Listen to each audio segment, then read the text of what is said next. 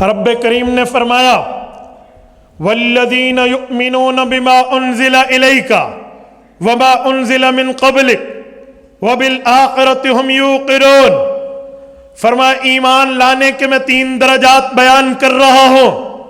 سورت نمبر 2 سورۃ البقرہ رکوع نمبر 1 قرآن کریم سورۃ بقرہ کا پہلا صفحہ۔ فرمایا ایمان لانے کے 3 درجات ہیں، صحابہ کرام ان تینوں درجوں پر پورے ہیں۔ نمبر 1 والذین یؤمنون بما انزل الیک، نمبر 2 وما انزل من قبلک، نمبر 3 وبالآخرۃ هم یوقنون۔ 3 درجے ایمان کے ہیں۔ جو پہلے انبیاء آئے ان پر کتابیں اتری، اللہ کا پیغام آیا، انہیں سچا مانو کہ اپنے دور میں اللہ کی کتابیں ان پیغمبروں پر سچی اتری تھی۔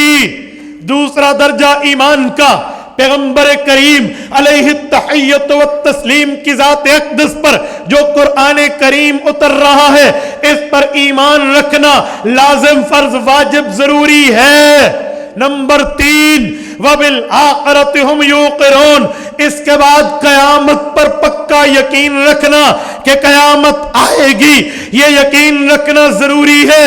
میں ختم نبوت کامل سے استدلال کر رہا ہوں۔ فرمایا قرآن کریم پر ایمان لانا، پہلی کتابوں پر ایمان لانا، قیامت پر ایمان لانا، کیا بتایا، سمجھایا، سنایا، باور کرایا جا رہا ہے۔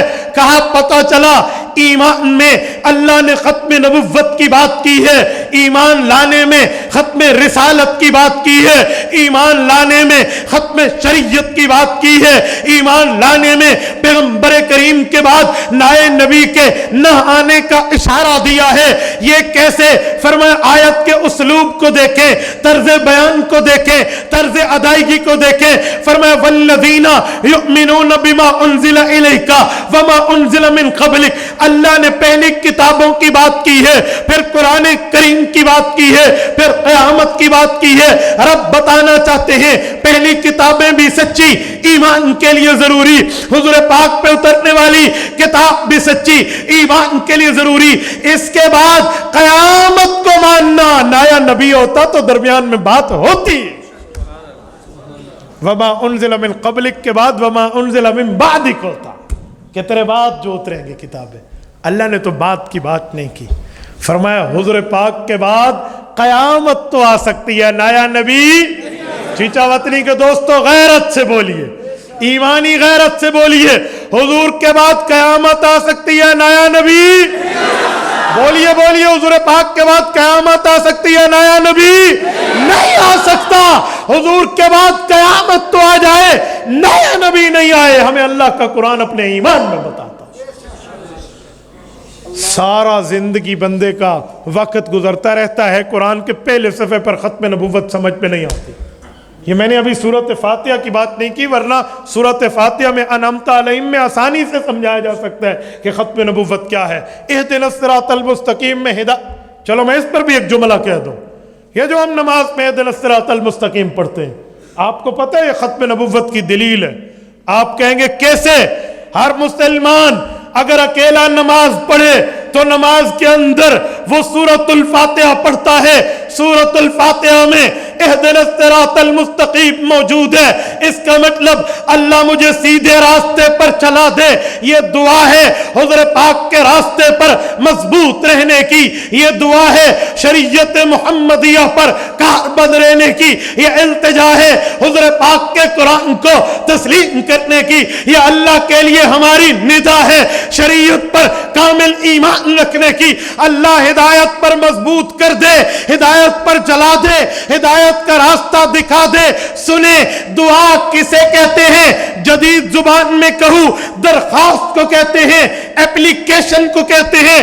اپلیکیشن کب دی جاتی ہے؟ یاد رکھو یہ اسکول ہے، میں نے اپنے بچے کو داخل کرنا ہے، اسکول کے گیٹ پہ آؤں گا، لکھا ہوگا ایڈمیشن از اوپن، ابھی داخلے جاری ہیں، تو پھر مجھے تجھے درخواست کا پرچہ مل سکتا ہے. ٹو دا پرنسپل میں نے درخواست لکھنی ہے, بچے کا ایڈمیشن داخلہ ہو جانا ہے, لیکن ایڈمیشن کلوز لکھا ہوا آ جائے, داخلے بند ہو جاتے ہیں. تو جب تک داخلے جاری ہیں اس وقت تک درخواستیں جاری ہیں. داخلے بند ہیں, درخواست بند ہے. اہدنا الصراط المستقیم, اللہ سیدھے راستے پہ چلا دے. کون سا صراط الذین انعمت علیہم, جن پر تو نے انعام کیا. کن پہ کیا؟ انعم اللہ علیہم من النبیین والصدیقین والشہداء والصالحین وحسن اولئک رفیقا. لوگوں انعام ہوا اولیاء پہ, انعام ہوا شہداء پہ, انعام ہوا صحابہ پہ, انعام ہوا انبیاء پہ. حسن اولئک رفیقا, ان کے ساتھ یاری رکھو, بہتر یاری ہے. یہ درخواست ہر نماز میں کرتے ہیں, اہدنا الصراط المستقیم. گویا درخواست اللہ کے لیے اللہ کو جمع کرائی جا رہی ہے, درخواستیں مل رہی. پتہ چلا امت محمدیہ میں امتی بننے کا داخلہ جاری ہے. حضور پاک کی امت میں آنے کا دروازہ کھلا ہے. رسول اللہ کی امت میں امتی ہونے کا شرف ابھی کھلا ہے. اگر حضور کے بعد ختم نبوت نہ ہوتی اور نبی آنا ہوتا, اہدنا الصراط المستقیم ختم ہو جاتا.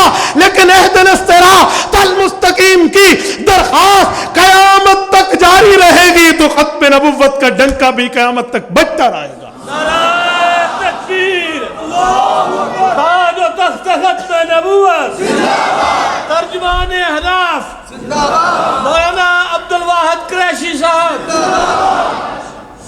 یہ میں بات اس لیے سمجھا رہا ہوں کہ ہم ہر نماز میں عقیدہ ختم نبوت کو پڑھتے, سمجھتے, سناتے, سنتے ہیں, لیکن ہم اس پہ غور نہیں کرتے. اگر ہم غور کر لیتے, کوئی 1 گھنٹہ علماء کے پاس آ کر یہاں بیٹھتے ہیں, حضرت شیخ الحدیث کی خدمت میں آدھا گھنٹہ لیتے. حضرت دن میں 24 گھنٹے ہیں, 23 گھنٹے 30 منٹ آپ کے, مجھے آدھا گھنٹہ ختم نبوت پہ سمجھائیے. خدا کی قسم آج تم اپنی آئی ڈیز پر ختم نبوت کے دلائل کو زینت بنا چکے ہوتے, لیکن آج کچھ بھی نہیں ہے. میں حضرت کے بغیر اجازت ان سے پوچھے ہوئے آپ کو کہتا ہوں, آپ وقت نکالو, شیخ ٹائم دیں گے. مولانا آپ ٹائم دیں گے یا آپ کے سامنے بیٹھے ہیں, دیکھ لیجئے. حضرت ابھی حضرت آپ ٹائم دیں گے نا, یا اللہ کے گھر میں کہہ رہے ہیں آپ وقت نکالو یار. میں خصوصاً کالجز اور یونیورسٹیز کے لڑکوں سے بات کر رہا ہوں, خصوصاً نیو جنریشن سے بات کر رہا ہوں جس کے سینے میں دین کا درد ہے, دین کا علم نہیں ہے. آپ آؤ, سمجھو تو صحیح, پھر دیکھو کوئی قادیانی آپ سے بات کرنے پہ تیار ہوتا ہے یا نہیں. پھر آپ کے جو پاؤں اٹھانے کی باری آئے گی اور دشمن دم دھبا کے بھاگے گا. میں نے یہ منظر اپنی آنکھوں سے کئی بار دیکھے, اللہ کی قسم کئی بار دیکھے. قادیانی وعدہ کر کے جاتے ہیں تو پھر نہیں آتے, یا قسمت میں ہدایت ہوتی ہے تو پھر اللہ لے آتا ہے. تو میرے دوستو, آپ میں ہر بندہ دلائل کا ایٹم بم بن سکتا ہے, لیکن تب جب آپ علماء کو ساتھ, اپنے علماء کو وقت دو, جب آپ ان کے پاس بیٹھو. تبارك الذي نزل الفرقان على عبده ليكون للعالمين نذيرا.